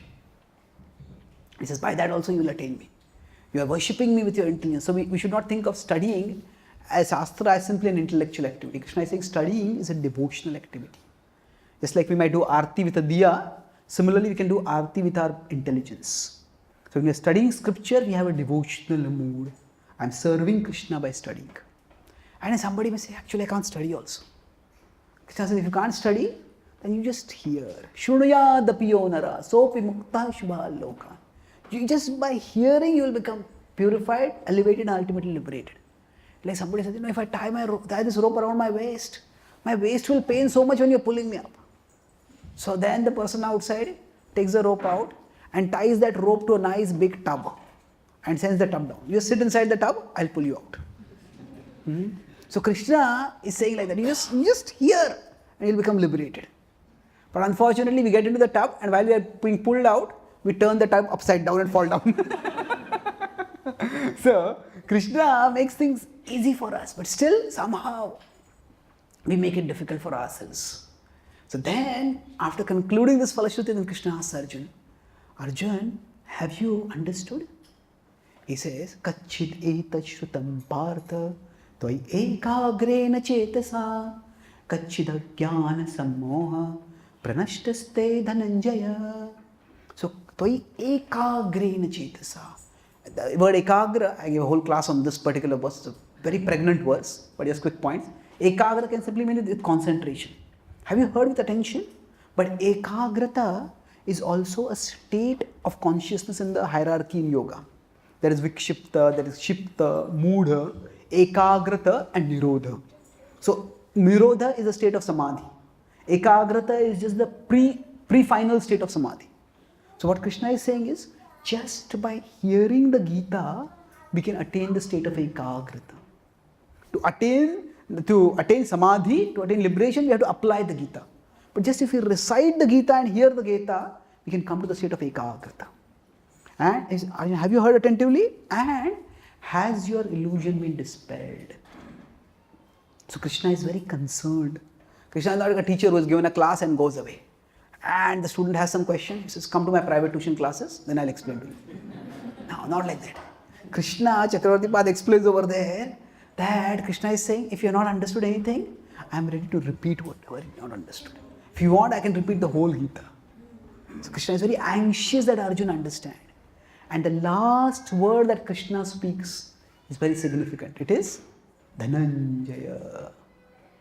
Kachid hitashrutam partha ekagrena chetasa kachid ajnana sammoha pranashtaste dhananjaya. Dhananjaya means the winner of wealth. The ultimate wealth is the wealth of wisdom. Is the wealth of we need wealth to live in the world. And that's important. But ultimately, what is the purpose of living? What are we living for? We need to know that. Say, if we are lost somewhere in the wilderness and somebody uses a car, that's very valuable. The car can help us get out of the wilderness. So the car is one kind of wealth. But along with that wealth, that car, we need a map. Without the map, we'll just be riding around in the car, round and round and round. So like that, there's material wealth is like the material resources. That's like the car. But spiritual wealth is the map to use the car. So Krishna is telling Arjuna, have you become enriched with the wealth of knowledge? That's the meaning of the word Dhananjaya. So the Bhagavad Gita can provide all of us this enrichment with wisdom. And then Arjuna replies, Nashto moha smrite labdha. Yes, my illusion is dispelled, my memory is restored. And how it happened? Tvat prasadan maya achyuta. It's by your mercy, O Achyuta. It's interesting that the first name that Arjuna uses to address Krishna is also Senayor Bhayor Madhye Ratham Sthapaya Me Achyuta. The first name that Arjuna uses for Krishna is also the last name he uses for Krishna. Achyuta. So Krishna was infallible when Arjuna told Krishna, do this, and Krishna did that. But Arjuna got into trouble by his own misdeeds. So he made a mistake. Why does he have to see at that time? He has to fight. But he relied on his senses and he got into illusion. So as I mentioned earlier, the eyes are the way to illusion. But the ears are the way to liberation, the way to freedom from illusion. So now when some soul wants to go into illusion, Krishna allows them to do that. That is also Krishna is infallible. If that's your desire, I won't stop you from doing it. Because Krishna respects our free will. So even when we do wrong, it is not that Krishna is doing wrong. Krishna is still infallible because he is letting us exercise our free will. But when we want to turn towards him, no matter how wrong we have gone, Krishna has a map for us to come back. And in that sense, he's always infallible. When we do wrong, he remains infallible. When we do right, he remains infallible. So his infallibility is not in ensuring that we never do wrong, but his infallibility is that no matter how many wrongs we do, we never go so far away from him that we can't come back. And then after this, the last 5 verses is Sanjay speaking. But the one point is, Karishye vachanam tava, I will do your will. So the fruit, the essence of association is the transfer of desire. When we associate with someone, what is the purpose of that? Actually, if you are associating with someone, their desire should become our desire. If you associate with devotees are in love with Krishna. They want to serve Krishna, glorify Krishna, worship Krishna. By associating with them, that desire should come within us. Now, Arjuna does not conclude the Bhagavad Gita by saying, nice lecture, Krishna. He doesn't say that. He says, Karishye vachanam tava. So if the desire of the speaker becomes the desire of the hearer, then that is the real fruit of association. When we associate with devotees, at one level we want to get knowledge, no doubt. But more important than getting knowledge is more important than spiritual knowledge is spiritual desire. Because spiritual knowledge will show us the way to liberation. Spiritual desire will propel us along the way to revelation. Both are needed, but more important is, we have a map, but the car doesn't have any fuel. With the map, what will we do? So, our spiritual knowledge is not meant to make us intellectually fat. It is meant to make us devotionally fit. Sometimes we eat so much that we become fat. Sometimes we eat and then we become fit. So, to become intellectually fat means that we become very proud of our knowledge. See, what we know is not as important as what we want to know. Sometimes we give a class for what purpose? To show others how much we know. And then we want to know, do you understand how much I know? So, we are not interested in Krishna, we are interested in whether people know how much we know about Krishna. So, that is intellectual fatness. But devotional fitness means that I am ready to serve you, Krishna. So, this is the fruit of the Bhagavad Gita, that Arjuna became devotionally fit. Karishye vachanam tava, the desire came to him. Then the Bhagavad Gita is a conversation at multiple levels. It is first the conversation between Krishna and Arjuna, then it is also a conversation between Dhritarashtra and Sanjay. At the level of the conversation between Krishna and Arjuna, it is successful. Arjuna is confused, but Arjuna becomes enlightened. At the level of Dhritarashtra and Sanjay, we could say at one level it's unsuccessful. Because Dhritarashtra's heart is not transformed. But still, what happens to Sanjay? There are 5 beautiful verses. First, Sanjay says, is amazed. Ityaham vasudevasya parthasya cha matmana samvadamim ashrausham adbhutam romaharshanam. He's thrilled that I was able to hear such a wonderful conversation. And immediately, a devotee's heart goes to not just, oh, I am enjoying this so much. Who helped me enjoy this so much? Oh, that is my Gurudev. Vyasa gave me this blessing. So Vyasa prasada shrutvan. So first he appreciates the gift. That is, I got to hear. Then he appreciates the giver of the gift. Then in the next 2 verses, 76 and 77, he appreciates the result of the gift. What is the result of the gift? After hearing the Bhagavad Gita, now we should remember the Bhagavad Gita and we should remember the Lord of the Bhagavad Gita, the person who is the object of the Gita. So 76 describes how he is remembering Krishna and his words. And he says, Rajan samsutya samvadamim adbhutam keshavarjana yopun rishyami cha muhurmuhu. He says, as I'm remembering this conversation, I am thrilled again and again and again. So the third level of conversation actually is between the soul and the super soul. The body is like a chariot. And our intelligence, if you know in the chariot body analogy, the intelligence is like the charioteer. So when we hear the Bhagavad Gita, we make the Bhagavad Gita's intelligence, our Bhagavad Gita's wisdom as our intelligence, as our charioteer. Just like Arjun, for Arjun, Krishna was the charioteer, we make Krishna our charioteer when we let him guide us in our life journey. So when this is the inner level, and he's saying, now I am remembering Krishna's words and I am feeling thrilled. And not just remembering Krishna's words.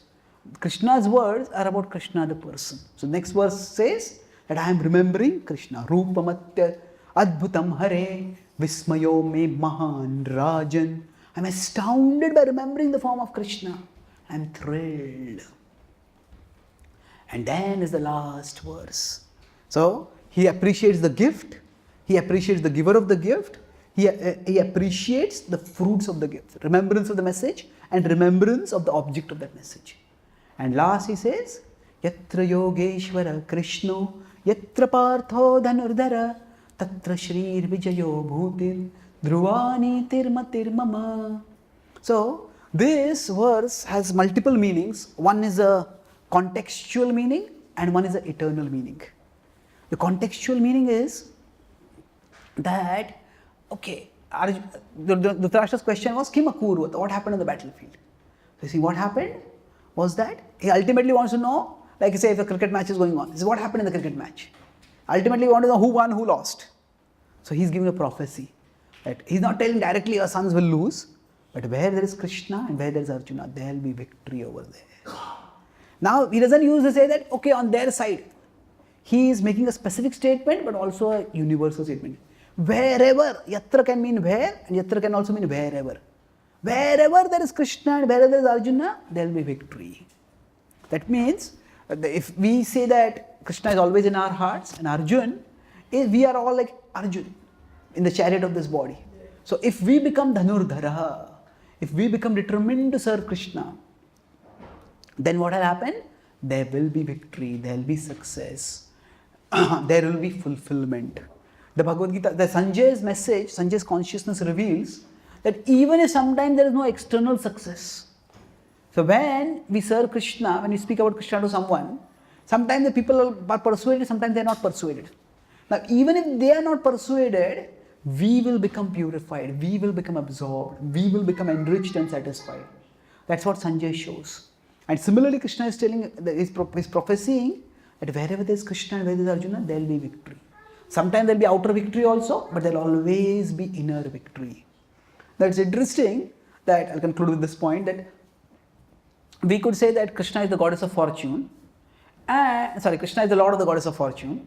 So wherever there is Krishna, there is victory, isn't it? So why does the Bhagavad Gita have to say wherever there is Krishna and Arjuna there is victory? Wherever there is Krishna there is victory. So now that's obviously true. But the purpose of the Gita is not to proclaim God's position. The purpose of the Gita is to transform man's disposition. It is not, the purpose is not God is great and wherever there is God there is victory. That's true. That's the truth. But that is not the purpose of the Gita. The purpose of the Gita is to transform our disposition. We understand God's position, and by understanding God's position, we feel inspired to transform our disposition. That, oh, I want to serve Krishna. There are some people who put this Gita Sar, in their homes. And one of the statements there is, Jo hua wo acha hua. Jo ho raha hai wo acha ho raha hai. Jo hone wala hai wo bhi acha hi hoga. Whatever happened is good, whatever is happening is good, whatever will happen will be good. Now this is a very nice sounding message, but I have read the Bhagavad Gita dozens of times, many times, recited the Bhagavad Gita hundreds of times. There is no verse like this in the Gita. There is no verse like this in the Gita. Now, is it that whatever happens is good? Well, it's an oversimplified statement. Bad things do happen. When Draupadi was disrobed, nobody said to her, Jo hua acha hua. Isn't it? Terrible things happen in life. So a more refined statement would be, not that everything that happens is good, which is rather that everything that happens is for good. For good. It's for a good purpose. Bad things happen. We misuse our free will, people misuse their free will. So if somebody becomes alcoholic, that becoming alcoholic is not good. But good can emerge from it. So, but the point I'm making is, I'm not going to that differentiation between everything that happens is good or for good. The stress is that the Bhagavad Gita's message is not about what is happening. It is about what we are doing. That, are we doing our part properly? And that's why, Karishe vachanam tava, I will do your will. And again, yatra partho dhanurdaraha. That same Arjuna who's put aside his bow, saying, I will not fight. That Arjuna picks up his bow in readiness to fight. Similarly, in our lives, many discouragements will come, many troubles will come. And sometimes we'll just lose heart. I can't do it. I quit. I just give up. So when we become disheartened, discouraged like this, what do we do at that time? Sometimes we look ahead, feel there are so many problems. We look around, I'm so lonely, nobody understands me, nobody helps me. We look back, oh, so many bad things have happened in my life. So at that time, what do? We look up. Instead of looking ahead or back or around, we look up. So that's what Krishna is doing for Arjuna. Look up. He said at the bodily level, at the material level, things may be wrong. But Krishna lifts up his eyes to show that actually beyond whatever problems might be there in the world, whatever problems might be there in our lives, but still Krishna's plan is operational. Still Krishna loves us, Krishna cares for us, and Krishna is working for our ultimate benefit. So when things start looking down, we need to start looking up. And when we start looking up, then things will also start looking up gradually. So if we look up, look towards Krishna, not just look towards the world and its problems. So sometimes the mind keeps, this problem, that problem, that problem. And the mind keeps complaining about the problems. What happens? That complaining becomes a bigger problem then. So what do? Yes, when the mind starts telling us how big the problems are, instead of just submissively listening to the mind, yeah, very big problem, yeah, very big problem, very big problem. So many problems.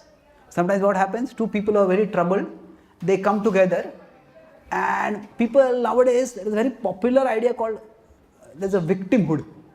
Oh, life is so unfair, I'm a victim, this person did this to me, that person did that to me, that person did that to me. So this person feels I'm a victim, another person feels also I'm a victim. Both of them feel sorry for themselves and they come together and have a pity party. Just feeling sorry for each other. Now, at that time, it just makes things worse. So when the mind starts saying, oh, there are so many problems, see this, how big the problem is. Instead of just letting the mind speak and we hear, we speak to the mind. Yes. When the mind says how big the problem is, we tell the mind how big Krishna is. And if we tell the mind how big Krishna is, we recite the Bhagavad Gita, we hear the Bhagavad Gita, we speak the Bhagavad Gita, then gradually the mind's complaining will start decreasing. There will be problems, but the mind's complaining makes the problems worse. So we lose heart when we keep hearing the mind submissively. But instead, if we hear Krishna submissively, then we will gain heart. Just as Arjun picked up the Bhagavad Gita, picked up the bow ready to fight, similarly we will also regain our determination, ready to do whatever is required in service of Krishna. Now the world is filled with problems, but we don't have to be one of them. We don't have to be one of the problems. We can be a part of the solution. So the Bhagavad Gita is ultimately a call to Arjuna to take responsibility. Take responsibility for his consciousness and take responsibility for his situation, for his actions. We are not the masters of our destiny, but we are the makers of our destiny. We are not the masters means we don't ultimately control what happens to us, but we make our future. Specifically, what action will lead to what reaction, that's not in our control. Sometimes we may do good and we may get bad. Sometimes we may do bad and we may get good also. So in that sense, what action will lead to what reaction, that is not in our control. So in that sense, we are not the masters of our destiny, but we are the makers of our destiny. If we do good actions, we are creating future credits, good credits, and they will lead to good results.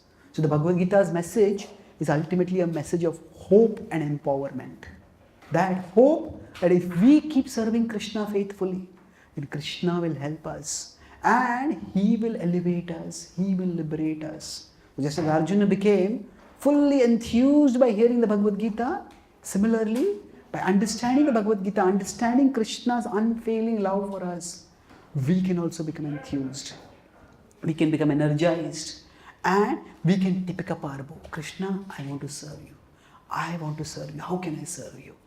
And as soon as you take up this responsibility, even if I can't change anything, let me change my consciousness. Instead of complaining, let me just try to focus on Krishna. Let me try to pray to Krishna. Let me try to serve Krishna. We can change our consciousness at any and every moment by connecting with Krishna. And as we change our consciousness for the better, gradually we'll get the calmness and the clarity by which you can change things also for the better. So Arjun's future journey after hearing the Bhagavad Gita was not problem-free, but it was purposeful. He had that understanding there's a divine purpose, I'm a part of the divine purpose, and by Krishna's grace, I will be successful. So if we look for a problem-free life, we'll never be successful. We'll never be a problem-free life. But instead, if we look for a purposeful life, that I want to serve Krishna determinedly, that I make that as the purpose of my life, whatever difficulties come, that purpose will help us to move forwards. Say if you are going on a small bicycle and a log falls on the ground and the road in front of us, we'll have to stop. But if you are going in a powerful big truck and the log falls, the truck will have such momentum, it can knock the log aside and move on. So similarly for us, if we are all alone thinking that I have to fight against this big bad world, like we are going along a cycle and a big log falls, we'll stop.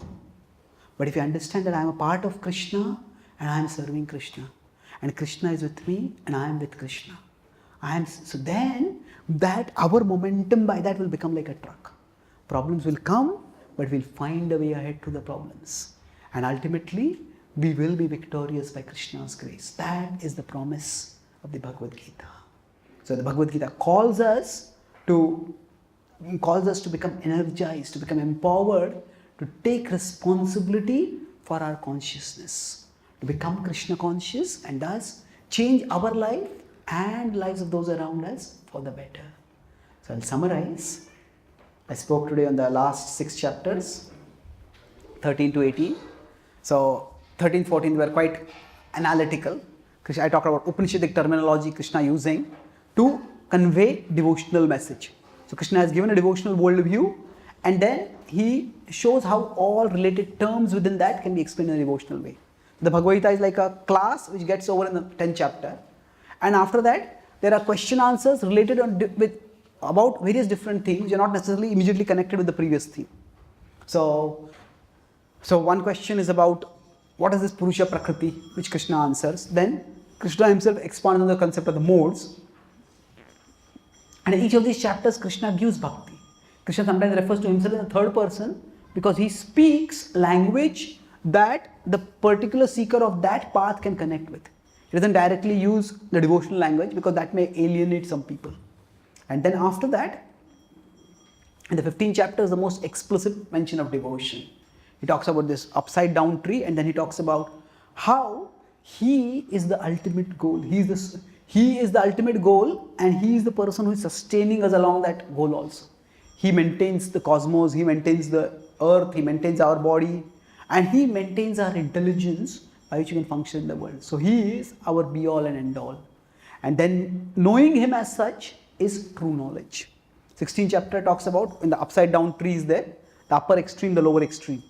And he talks about how people at the lower extreme can get degraded and lost, but if they also follow Shastra, they can become elevated. So Shastra is not just uniform or multiform, it is omniform.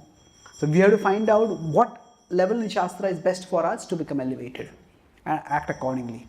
Then 70th chapter talks about those who are not explicitly following Shastra but have some faith. How do we understand their level? So we look at their actions. I talk about the three circles in which we are, the bodily, the social and the environmental. And Tapa, Dana and Yajna are meant to harmonize us with these three circles. And the way we bring about this harmonization indicates our modes. And then the 18th chapter, Krishna uses the conceptual analysis of the three modes which he has done in the preceding chapters to reiterate his message about how one can go between the extremes of work and renunciation to work with renunciation. So how? By working in Sattva Guna, understanding karma, karta, jnana, buddhi, dhruti and sukha, one can ultimately act in a way that one can work with detachment and gain liberation. So Krishna talks about from karma yoga, jnana yoga to bhakti yoga, but then he turns around, it's like a slow incremental path and a quick accelerational path. That is, bhakti is what is required for ultimate perfection, but bhakti can be practiced by anyone from any level. And then Krishna leaves the decision to Arjuna. But when Arjuna is confused, then it's like a doctor who after explaining the analytical way of how medicine works, then gives their own opinion, their recommendation. Krishna in the two shlokas, Manmana Bhav, the difference between 9.34 and 18.65 is, Krishna is so eager to clinch the deal. So Krishna is not stressing what Arjuna has to do, Krishna is stressing what I will do. In 18.66 he says that, it's not, you just avoid confusion because of various roles, focus on your fundamental identity and serve me. And he says, even if you are sinful, you just come to me, I will purify you. And then he gives the Falashruti, that it's like a person throwing a rope down and throwing a rope with a knot around it, throwing a rope with a tub around it. So you just preach, you'll come to me. If you can't, study. If you can't study, just hear. And ultimately, Krishna is so eager that Arjuna understand that he asks, if you are not understood, I am ready to repeat. So he wants to enrich Arjuna with the wisdom of what life is meant for. Dhananjaya. That's the last word he speaks. And Arjuna replies by saying that, not that I will fight the war, but I will do your will. So the essence of the Gita is that the soul harmonizes with Krishna. And then we talked about Sanjay's words, which are also very profound in themselves. Sanjay appreciates the gift of the opportunity to hear the Gita. He appreciates the giver of that gift, Vyasadeva, by whose mercy you could hear. Then he relishes the content of that gift. That is, he remembers the message and is filled with joy. And he remembers the Lord who is the essence of the message and is again filled with joy. The Bhagavad Gita concludes by giving a contextual prophecy that is the Krishna Arjuna side is going to be victorious, and also an eternal prophecy. That we as souls, when we become determined to serve Krishna, then no matter what obstacles might be there, Krishna will help us to overcome them. So there are many problems which may dishearten us, but if we when things look down, we look up towards Krishna. And that will enthuse us. By focusing on Krishna's plan and Krishna's love for us, we will get the energy to pick up our bow and fight again. The Bhagavad Gita is a call for hope and empowerment. It gives us hope that Krishna is there to help us. It empowers us with the energy, with the confidence to take responsibility for our consciousness. If we focus on connecting our consciousness with Krishna, we can become a part of the solution. We can help ourselves and we can help others by Krishna's grace. So such is the sweet, reassuring message that Krishna concludes the Gita with. And that Lord is always there with us in our hearts. Just as the Gita was a conversation between Krishna and Arjuna, it was a conversation between Sanjay and Dhritarashtra, it is also a conversation between us and the Lord in our hearts. So whenever we feel disheartened, confused, deluded, if we remember the Gita, then those same words which guided Arjuna can guide us and enrich us and empower us. Thank you very much. Hare Krishna.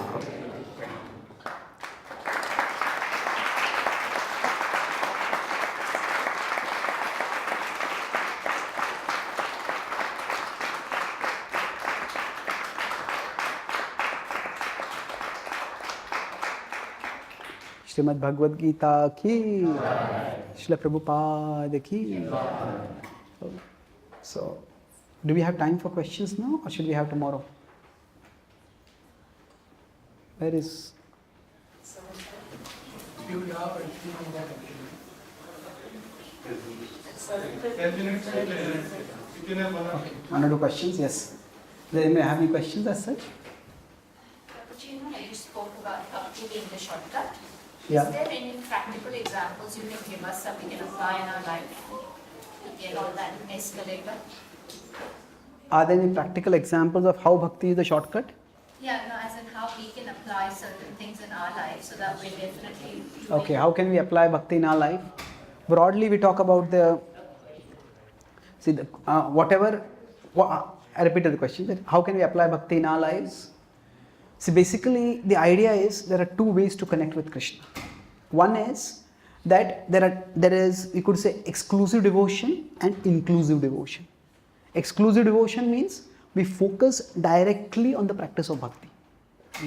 So in that we usually use the ABCD principle, with association, books, chanting and deity worship. So those are directly devotional activities. These are times when we put aside other things and these are what we add to our life to directly connect with Krishna. That is exclusive devotion. But along with that, there is inclusive devotion. Inclusive means bhakti is not just about tuning off the world and turning towards Krishna. Bhakti is also about tuning into Krishna through the world. That means we see that whatever relationships we have, say our family responsibilities, they can also be spiritualized. These are not just my family members, they are souls who are parts of Krishna and they are under my care. So if I serve them in a mood of service to Krishna, if I try to connect them with Krishna, if I try to help them grow in a mood of service, then that can also be devotional service. If I am doing my work, if I see whatever talents I have, they are gifts given by Krishna to me. So let me use those gifts in a mood of service, in a mood of contribution. Let me do justice to the ability that Krishna has given me, not so that the world will know how great I am, but so that the world can know how even a devotee is competent and successful in even material life. A devotee is not just otherworldly. Then by that people can also be attracted to bhakti. So if we do our work also in a mood of service, so then our work, our family, all the activities that we are already engaged in, if we infuse a mood of service within them, then that is inclusive devotion. So in general, for practicing bhakti, we need both. That there is exclusive devotion, we need time for that, and there is inclusive devotion. If you say I'll do only exclusive devotion, that is not practical for most of us. We have many other things to do in life. But if you say I'll only do inclusive devotion, you say okay, I don't need to come to the temple, I don't need to associate with devotees. Some people say that Bhagwan ka naam to 24 ghante chal raha hai. 24 hours I am chanting the names of God. So, okay, if you are chanting 24 hours in the heart, why can't it come once on the lips? Isn't it? So, just inclusive devotion alone will not be enough, because we are influenced by the kind of people we associate with. So, if we are in the material world, material vibrations will overwhelm us. That's why we need a regular alternating cycle of exclusive devotion, inclusive devotion, exclusive devotion, inclusive devotion. And that way we can be situated on the bhakti elevator moving towards Krishna. Okay? Thank you. Any other questions quickly? Yes, Yashu. You said in chapter 15 there is a tree which is Upside down. upside down. And then it's a complicated tree and complex structure. So does that tree exist for each individual soul in its own, or does it exist for just each individual separately, or because somewhere also I think it's mentioned that with the knowledge you can correct. Okay, So- yes, good question. So does the tree exist for each individual soul, or does it, or is it like one universal tree? See, first of all, the whole tree, it's a metaphor. So we cannot apply literal logic to that which is metaphoric. That doesn't mean there is no logic.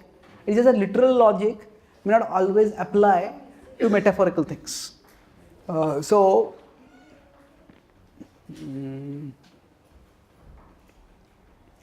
What does that mean? That sometimes while using sometimes some non-literal things become so commonly used that we start using them in literal sense without even remembering the non-literal aspect also. Now I was in UK, I gave a class in London, and there is a very good question answer session we had. And then the devotee, a lot of questions people asked and answered, and the devotee who had organized the program was very happy. Just came after the class with a big smile. And he said, "You killed it." I said, "What did I kill?"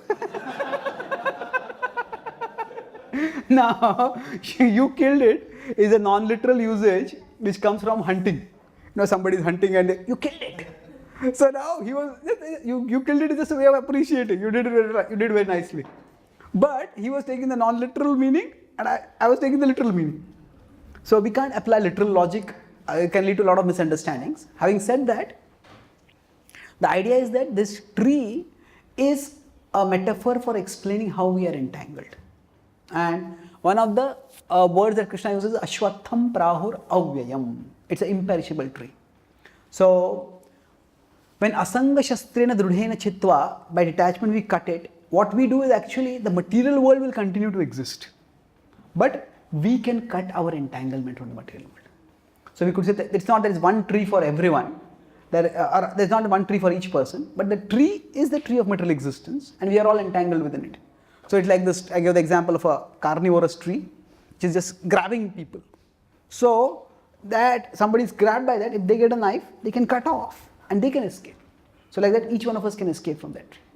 Okay, thank you. Yes, Swami.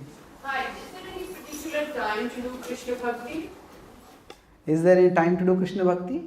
Actually, there is Namna Makari Bahudani Sarvashakti Vakrarpita Niyamita Smaranena Kala. Whenever we can do it, we can do it. There's no particular time.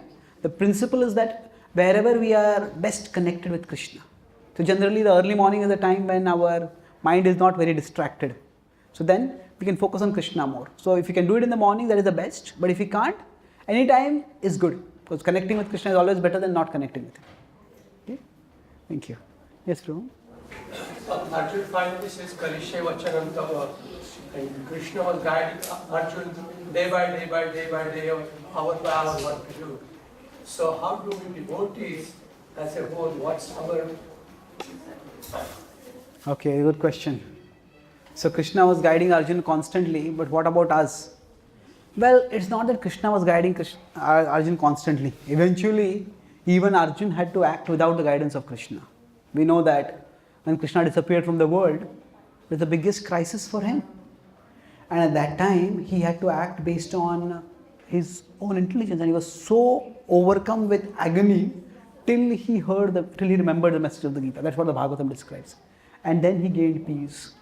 So even for Arjun, Krishna was not always there, but Krishna's words were there with him. So for all of us, even if we don't have hour by hour guidance or moment to moment guidance, what we can do is broadly that if we consider, see, there are certain things which are very clear. There's something which we should do, something we should not do. And in between there is many things, should I do this or should I do this? I'm not so clear. So to the extent we do the things which we know Krishna wants us to do, and we avoid the things which we know Krishna wants us to avoid. By that, we are showing Krishna that we want to be guided. So, and when we show Krishna that we want to be guided, Krishna will guide us more and more. So, in the intermediate level, okay, should I do this service or that service? Should I take a job here or there? Should I do this or should I do that? So many questions like that keep coming. So now we can't always know Krishna's will, but if we are doing Krishna's will where we know it, then we'll be guided to do Krishna's will where we don't know it also. Means we use our best intelligence, we pray to Krishna, maybe if it's a very important decision, consult some senior devotees, and then use our best intelligence to move forwards. And we don't have to think of Krishna's plan or doing Krishna's will like one line. If I'm doing this, it's Krishna's will, and if I'm not doing this, I'm off Krishna's will. See, Krishna's will is more like not just one path, but a network of paths. So, even if we go off track, we can always come back on track. So, life never comes with a guarantee of the right decisions. So, sometimes we make the right decisions, and sometimes we make the decisions right. We make the decisions right. I make a decision, okay, maybe this was not the best decision, but what can I do now? We do course correction from there, then we move onwards. Okay? So, thank you very much. Srila Prabhupada ki, Gaura Bhakta Vrinda ki, Nitai Gaur Premanande.